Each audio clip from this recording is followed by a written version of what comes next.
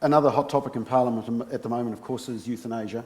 And at your first media conference as Prime Minister, once again, you said your views are pretty well known, that you would oppose decriminalisation of euthanasia. Do you think there could ever be safeguards in place that would make you think otherwise? Do you think there's such a thing as safeguards for euthanasia? No, I don't think you can make them adequate. People will try, I think, with the best of intent to construct safeguards.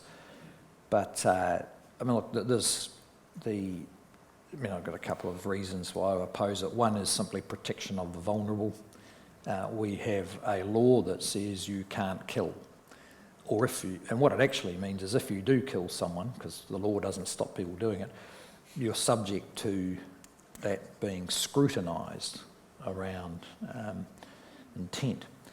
And to cross that line gets you into all sorts of challenging situations. So protection, that's there to protect the vulnerable and make our actions able to be scrutinised. And I think the second thing is this idea that the value of my life is all about my choice about it. Well, actually, I've found in life part of your role as a friend and a family member is to remind people about the value of their life, which is not about how they feel, it's how the rest of us feel and the objective value of it.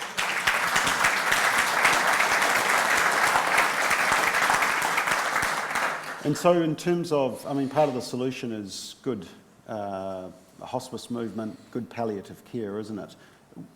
I know that you've moved some way towards this in terms of full public health resourcing of, for example, hospices and palliative care. Is that something you'd like to see continue in that direction? How much, I guess the question is, how much is the state responsible for that? I've got a hospice just down the road from me and they're often having fundraising.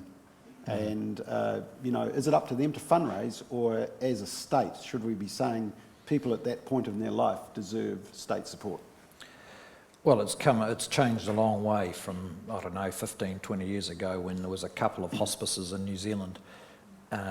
And now they're 70 or 80 or 60 or 70% funded, I think. So over the years, the extent of state funding has grown considerably, and I think it's increasingly accepted in our mainstream medical system that palliative care should be a normal part, not an exceptional service.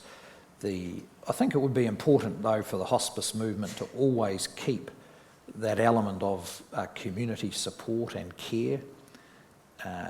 If they become, it's like a lot of organisations, if they become 100% government funded, they can lose some of the special motivations. In the case of hospices, the quite significant volunteer input that goes with it, which I think in the experiences I've had with it bring a kind of warmth